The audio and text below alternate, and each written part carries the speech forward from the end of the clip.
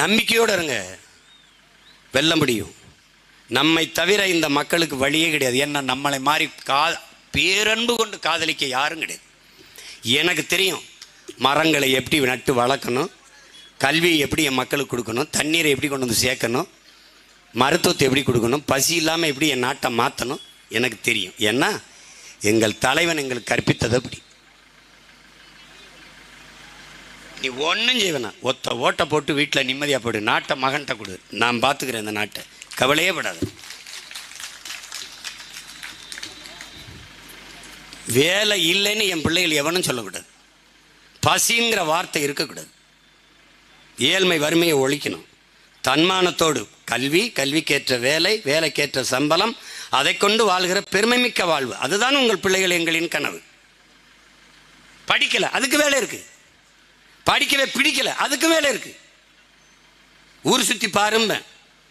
இது கொடைக்கானல். கொடைக்கானல் என்னென்ன இடம் இருக்குது, அழகாக இருக்குது, படம் எடுத்துகிட்டு வா. ஊட்டிக்கு போ, ஏற்காடு போ, அங்கே போ. சுற்றுலாத்தலங்கள், வழிபாட்டு தலங்கள் எல்லாத்தையும் எடுத்து வச்சுக்கோ. வெளிநாட்டிலேருந்து வருவான், அவனுக்கு நீ தான் டூரிஸ்ட் கைடு, மாதம் 1 லட்சம் சம்பளம், சுற்றி சுற்றி காட்டு. போ, படிக்கலைன்னா என்ன, போ. பிடிச்சதை செய்டா, பிடிச்சதை செய்டா, அவ்வளோதான்டா. உனக்கு பிடிச்சதை செய், அதுதான் கல்வி. நான் படித்தது என்ன, எல்லாரும் நான் தமிழ் இலக்கியம் படிச்சிருக்கேன்னு நினச்சிருக்காங்க. நான் பொருளாதாரம் படித்தவன்.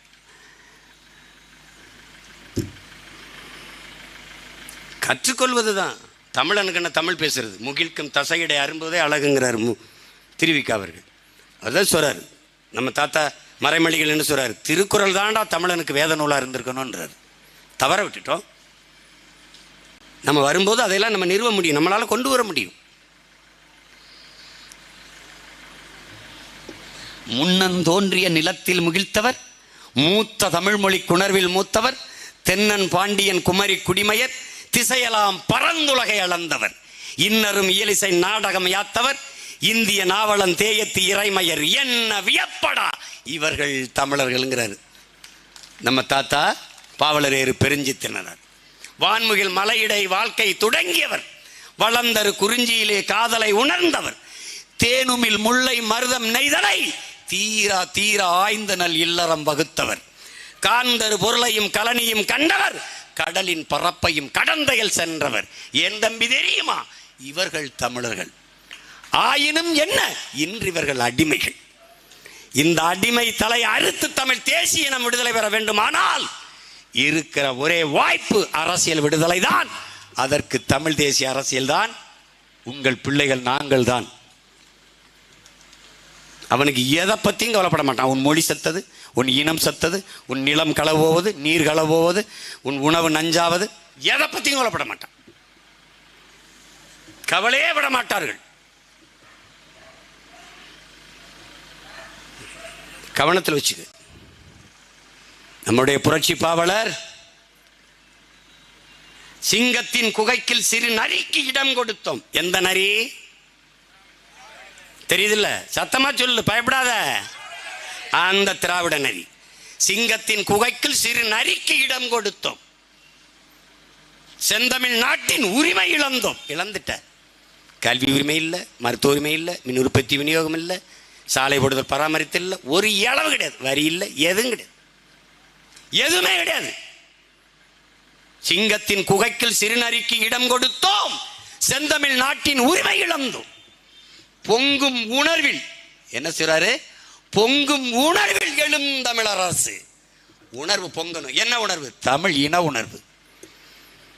பொங்கும் உணர்வில் எழும் தமிழ் அரசு போர் தொடங்கிட்டு கொட்டடா முரசுங்கிறார்.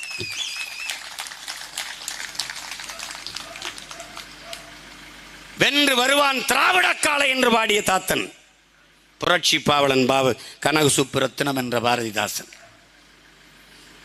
நறுக்குவோம் பகையின் வேர் சிறுத்தை பெருங்கூட்டம், நாம் தமிழர் நாம் தமிழர் என்று முரசறைவாய்.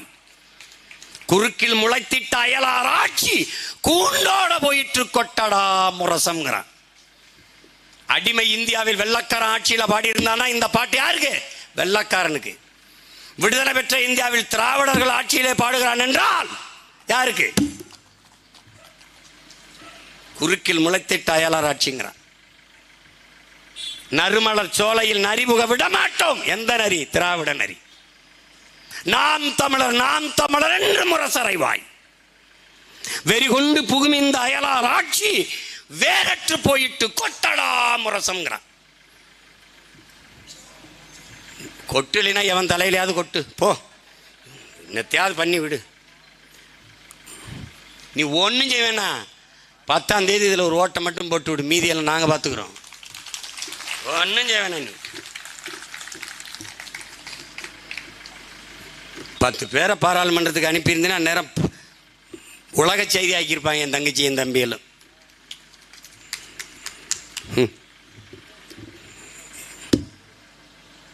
என்ன தேவனை பண்ணிட்டீங்க. எங்களுக்கு ஓட நடக்க உடம்புல தெம்பு இருக்கும்போதே அதிகாரத்தை கொடுத்துருங்க. சக்கரை நாற்காலியில் போகும்போது தந்து ஒன்றும் பயனில்லை.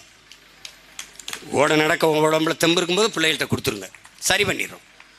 ஆனால் நாங்கள் ஆட்சி செய்து காட்டிடுவோம். நாங்கள் செத்து போனாலும் எங்கள் பிள்ளைகள் பிடிச்சிக்கிறோம், இப்படி தாண்டா ஆட்சி செய்யணும்னு. இல்லைன்னு வச்சுக்கிறோங்க, இந்த திமுக ஆட்சி இந்த மாடல் இருக்குல்ல, இதுதான். தேர்தல்னா காசு கொடுக்கணும், சாராயம் கொடுக்கணும், சாப்பாடு போடணும், பட்டியில் அடைக்கணும், 3 மணியில் உட்கார வச்சு போகும்போது 200 ரூபா கையில் கொடுக்கணும், சாப்பாடு கொடுத்துடணும். இப்படி ஆகிப்போச்சு என் இன மக்கள். இவ்வளவு கொடுமை. பக்கத்தில் ஒரு தீவில் உயிரை கொடுத்து போராடிட்டான். மான உணர்வு இன உணர்வு இருந்த தமிழனெல்லாம் செத்து போயிட்டான். என்ன ஆயிடுச்சு உனக்கு? என்ன ஆயிடுச்சு உனக்கு? என்ன பெருமை இல்லை உனக்கு? என்ன இல்லை சொல்லு. எல்லாம் இருந்து கை கட்ட வேண்டியதாயிருச்சு இவங்க கிட்ட போய் நின்றுட்டு. அதான் ஒன்று, ஒருவன் காலில் விழுந்துதான் வாழ வேண்டும் என்கிற நிலை இருக்குமானால் நான் எழுந்து நின்று இறந்து போவேன் என்கிறான் சேகுவேரா. நம்முடைய தலைவர் என்ன சொல்றார்? சரணடைந்து வாழ்வதற்கு பதிலாக சண்டையிட்டு சாகலாம் மேலானதுங்கிறார். நீ போராடினாலும் சாவாய், போராடாவிட்டாலும் சாவாய். ஆனால் போராடினால் ஒருவேளை வாழ்வதற்கு வாய்ப்பு இருக்கு. போராடி சாவோம், வா போராடுவோம். இது என்ன பெரிய இதா? தோக்கடிக்கவே முடியாத திமுகவா? எதிர்கட்சியாக கூட இல்லாமல் தோற்று போய் வெளியேறின கட்சி தானே இது. ஐயா விஜயகாந்த் எதிர்கட்சியாக வந்த காலம் தானே. அன்னைக்கு நான் வேலை செஞ்சேன், 2011 நான் வேலை செஞ்சேன் இவங்களை ஆதரிச்சு. அந்த உரிமையில் தான் எங்களை ஆதரிங்கன்னா. நீங்கள் நின்னா நாங்கள் கேட்க போகிறது இல்லை, நிற்கல அந்த அந்த வாக்கை எங்களுக்கு கொடுங்க, நான் பொது எதிரி அடிக்க. இது ஒன்றும் புதுசு இல்லையே. வரலாற்றில் சேர மன்னன் சிங்கள நாயக்கர் படையை கேட்டான், பாண்டிய மன்னன் கேட்டான், சோழ மன்னன் சாளுக்கிய மன்னன் படையை கேட்டான், பிறகு அவனோட யுத்தம் செஞ்சான். அது வேறு. இந்திய அமைதிப்படை ஈழத்துக்குள்ளே நின்றுச்சு, சண்டை போட்டார் தலைவர் இராணுவத்தை, இந்திய இராணுவத்தை. பிரேமதாசா ஆயுத உதவி செய்கிறேன், ஏன்னா அவன் இந்திய இராணுவத்தை இங்கே வேறு உண்டை விடக்கூடாதுன்னு அவன் நினச்சான்.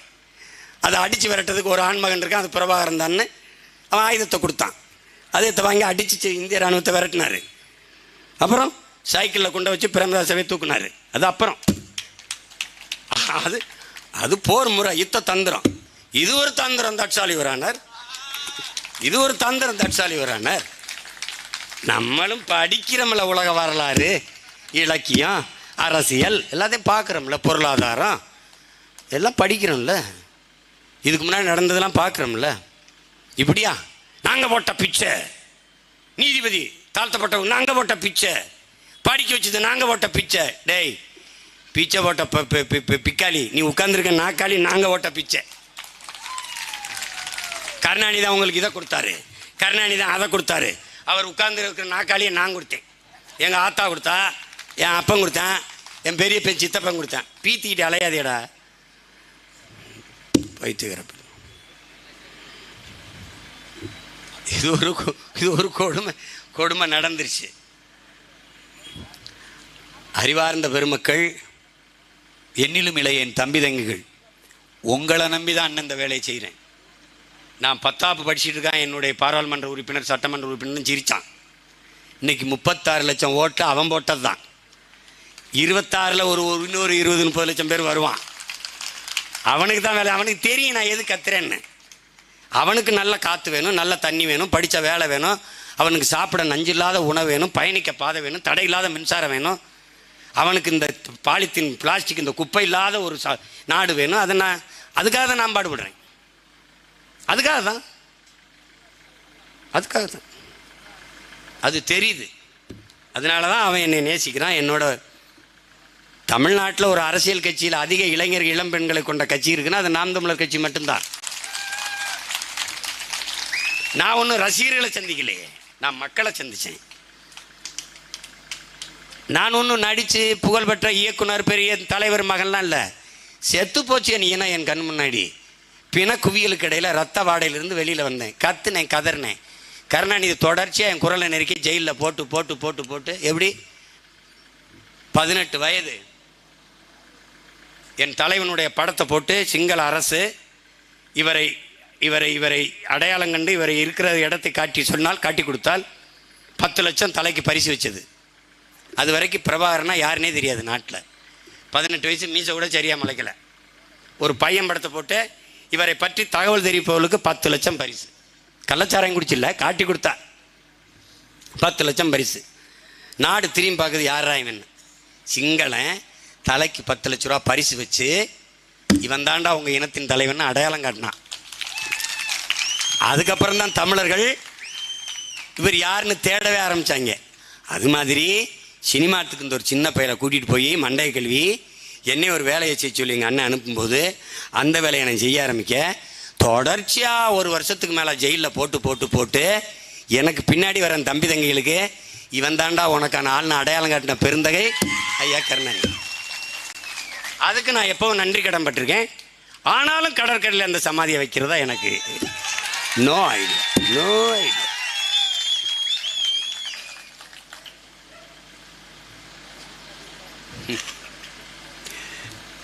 எல்லாம் இப்போ நிறைய பேருக்கு சிரிப்பு.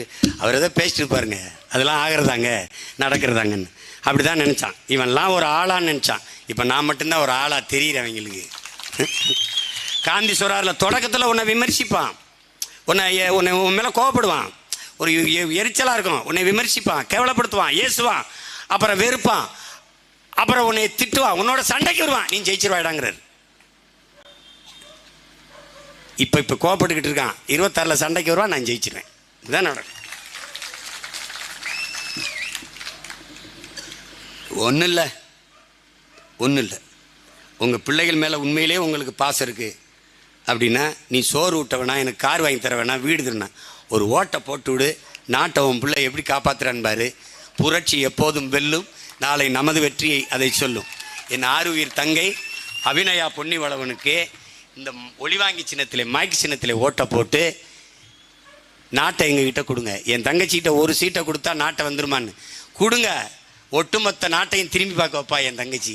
என் அன்பு மக்கள், மைக்கு சின்னத்திலே வாக்கு செலுத்தி எளிய பிள்ளைகள், உங்கள் பிள்ளைகள் எங்களை வெற்றி பெற செய்யுங்கள்.